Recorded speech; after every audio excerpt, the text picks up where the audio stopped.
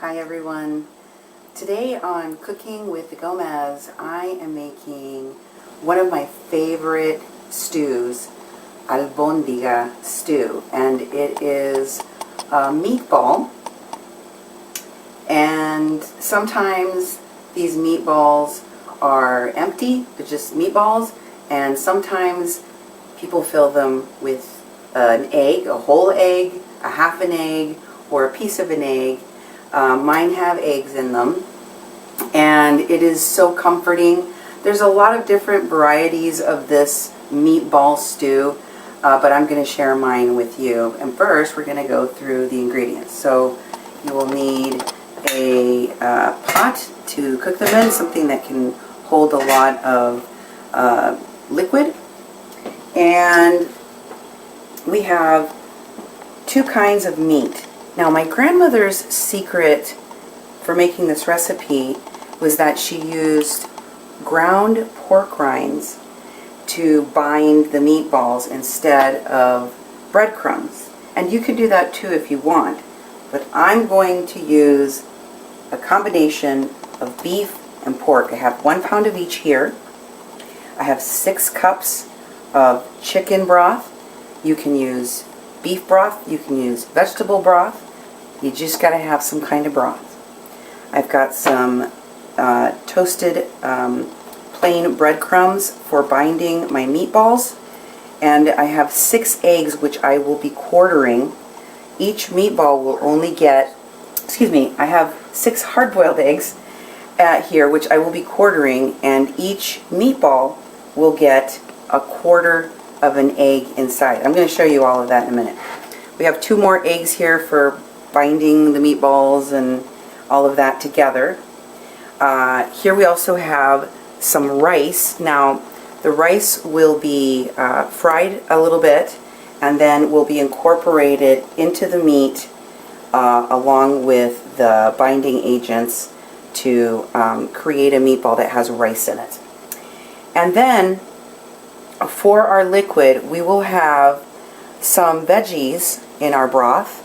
We'll have some diced carrots, some diced potatoes, and to make our broth, in addition to the chicken juice, we're going to add that menudencia I talked to you about, that 3 ingredient base that is used in a lot of Mexican dishes, which is tomato, onion, and garlic. And to give it a kick, this is the thing that makes it taste really good. we're going to add some chipotle. So that's your ingredient. Oh, and some salt and pepper to taste. So those are your ingredients. Now I'm going to start doing my dicing and slicing and prepping, and I will be back with you in just a moment to show you how the meatballs go together. Alright, now to get our rice ready, I've got a cup of rice here, and I'm going to brown the rice. Let's just take that, throw it into some hot oil.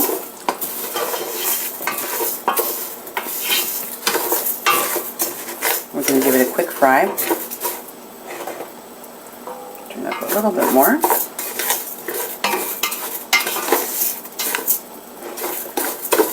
Right away you'll notice that the rice starts to turn white, and you want to get it to the point where it's got that brown, takes on that little bit of brown golden color on it. And then I'm going to stick it back into this bowl to let it cool. We'll let that go for a minute, and then we'll come back when it's finished, okay? So now I am quartering my eggs to put inside of my meatballs, and I like for each piece to have yellow in it. So what I do first is I cut my eggs in half, and then once they're in half, I hold them like this, and I finish quartering them. 6 eggs will give you enough for 24 meatballs. We'll be back in a minute with our diced vegetables. Okay. So as you can see, the rice has changed color. Some of it's a little orangey brown, and that's exactly how you want it to look. Now I'm going to turn this off and let the rice cool, and we'll come back with our veggies. So to make our menudencia, I'm going to use a can of crushed tomatoes. Of course, you can always use fresh tomatoes in this, and a half an onion, garlic clove, and this is where your chipotle comes in.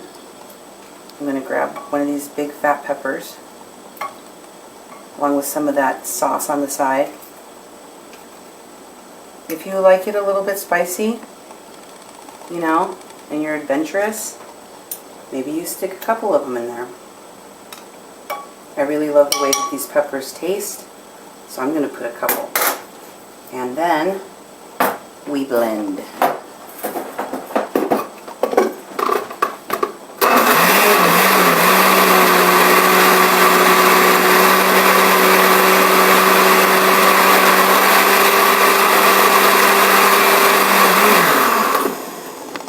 Now we go over to the stove, and we're going to start heating up our broth.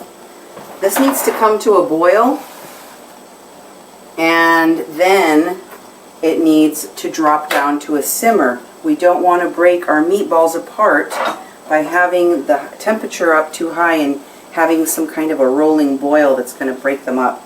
So, put in your tomato mixture, and then I always like to get every little last drop out of here with my chicken broth. Did your mom ever do this? My mom always did this. She always took some of the broth or water and got all the little bits of tomato goodness out of the blender. Now, I'm going to turn this up and let it go. We'll come back when that's boiling and our meatballs are ready to assemble.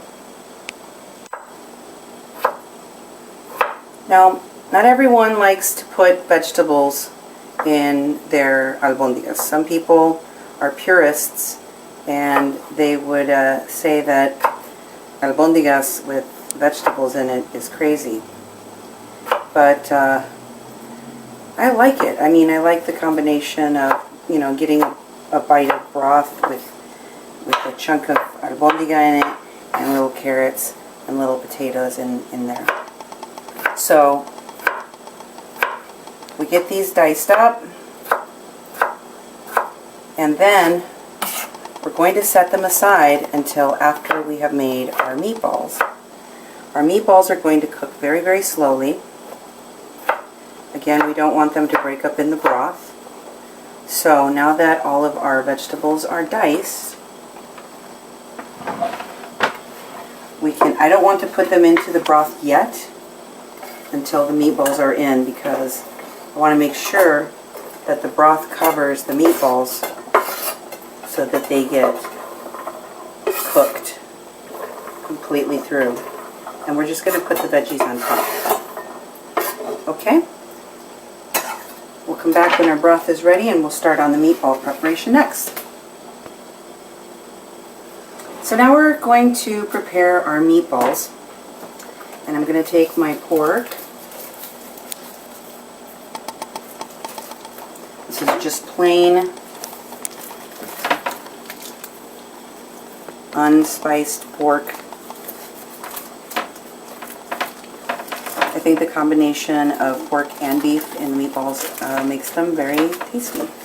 But you can make this with just meat from ground beef if you don't have the pork.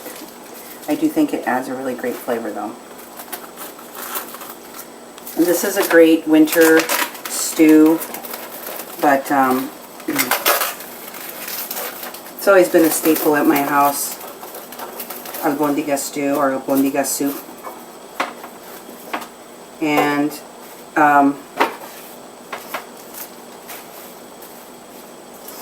you have to get your hands dirty for this. Oh, let's get this pepper. I'm getting meat all over my pepper. Hold on for a second. Okay, so we're going to put in some pepper. I've already ground a bunch of the pepper up. And salt.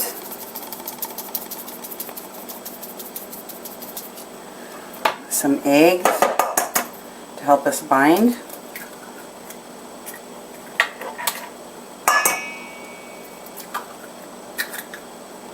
And we're going to add our rice.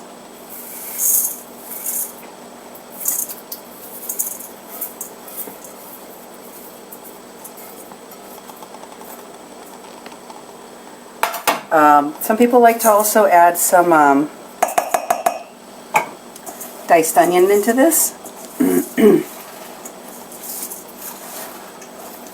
And I think it's enough to just have the meat with the rice. Want to make sure to mix up your beef and your pork really, really well.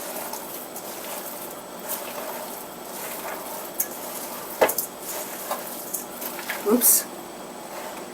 Some of it flies out on you.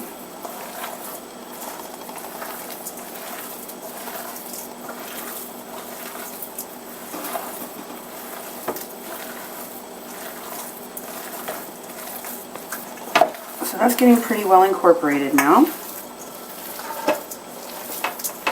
And this is fun. This is better than playing with that slime stuff that they have at school. The textures in here. Plus it smells good. Okay. Now I'm going to take off the lid here for the breadcrumbs. And I did bring a measuring thing in here, but I'm just going to eyeball it. You usually need anywhere between a half a cup to a cup of breadcrumbs to bind this. But, you know, a lot of it is just feeling how the meat comes, you know, how it feels. You don't want it, you want it to not be too sticky. It needs to come off your hand. If you have a bunch of, you know, meat residue like that on your hand, it's not bound enough. You need more breadcrumb.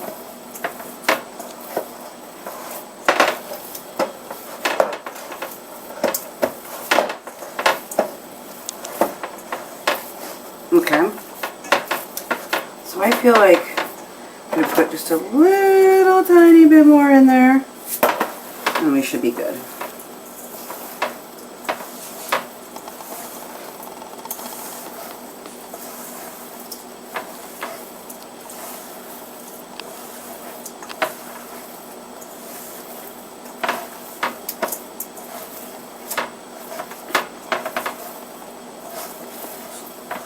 Okay, our meat is ready to be balled. Let's quickly take a look over here and see how our broth is doing. Okay, so that's starting barely, oh my god, it smells so good though. This is barely starting to get going, so we're going to give it a little bit more time, and when it gets up to a boil and we can drop this down to a simmer to make our meatballs, we will come back and start the meatballs. Okay, so now we have our broth ready to go. It's rolling, so I've turned it off so that it will stop. And then I'm going to start to prepare our albondigas. So, the way to make these albondigas is you want to take, you know, a fistful of meat, and then you want to make a little hole in the middle.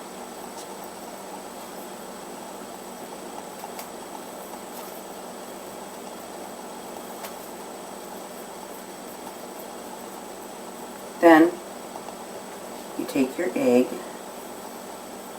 and you start to roll it, roll it, roll it.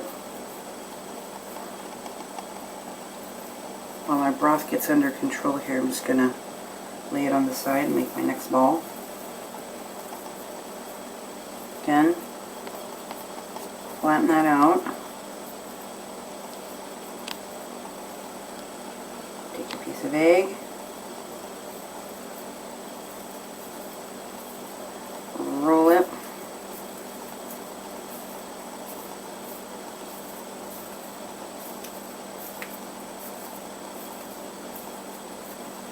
I'll make them about the same size.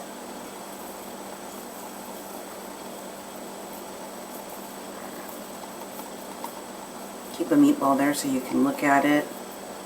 Make sure you're trying to make all these meatballs the same size.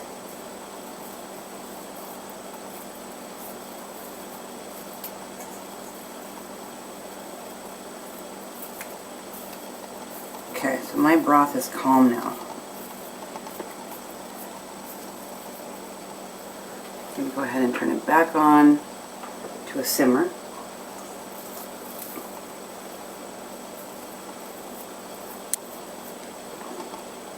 Another piece.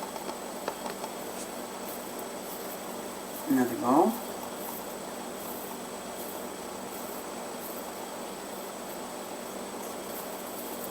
Pretty simple.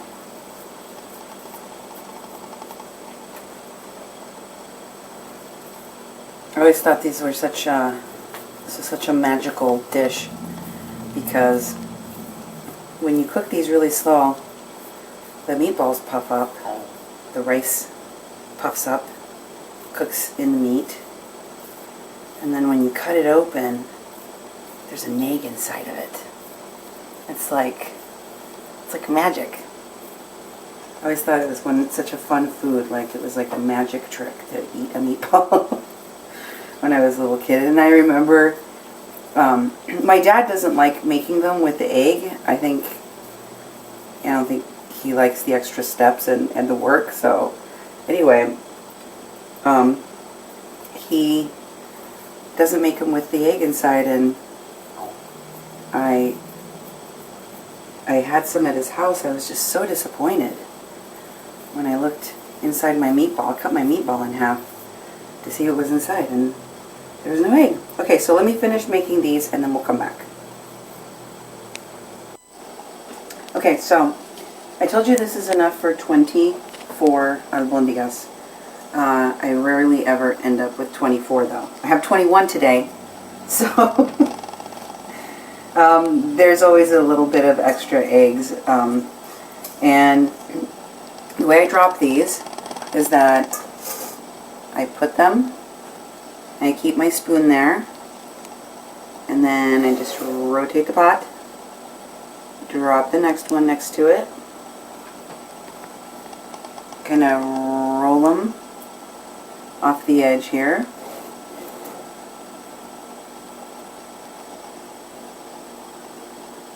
They fall into the broth there.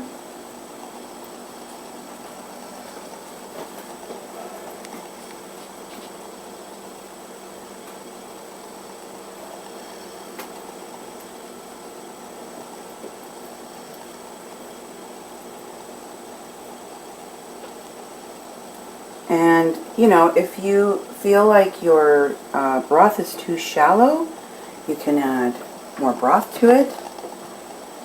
And just keep adding meatballs in a circular motion here. Ooh, get in there.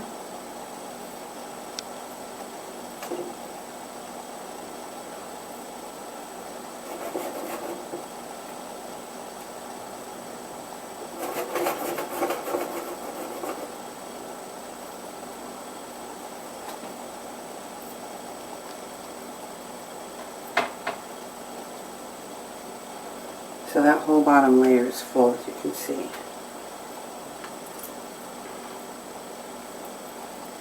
And the final pieces, I'm going to put our veggies in.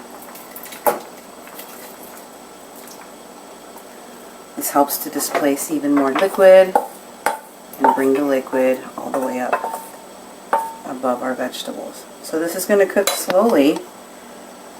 I usually do it for, you know, a half an hour to 45 minutes. Keep it low and slow and just let it go. We'll come back and check on this when this is done.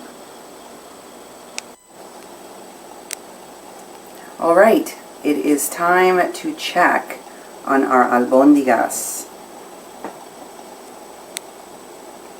We are at the half-hour mark, and ooh, it's looking very, very nice. I think I'm going to let them go just a little bit longer, but you can see already that's pretty cooked. I'm looking at the rice to see if the rice has fully expanded, and I think I'm going to give it another 15 minutes. Remember, slow and low, and just let it go. So 30, and I'm going for 45. We'll be checking back in 15. And now for the final plating of our albondigas. So I'm going to take one of these out. Actually, I'm just going to take out the albondiga because I want to show you what it looks like inside. And then I'm going to take the broth, put the veggies in it.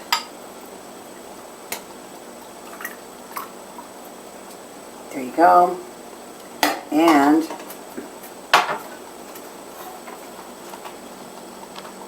let me cut this guy open so you can see what it's like on the inside. There's your special surprise. So this goes back into the bowl and it's ready to serve. That's it.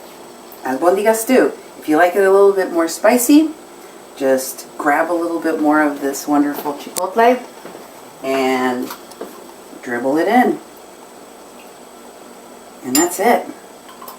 It's ready to eat. Hope you enjoyed Albondigas stew with Cooking with the Gomez.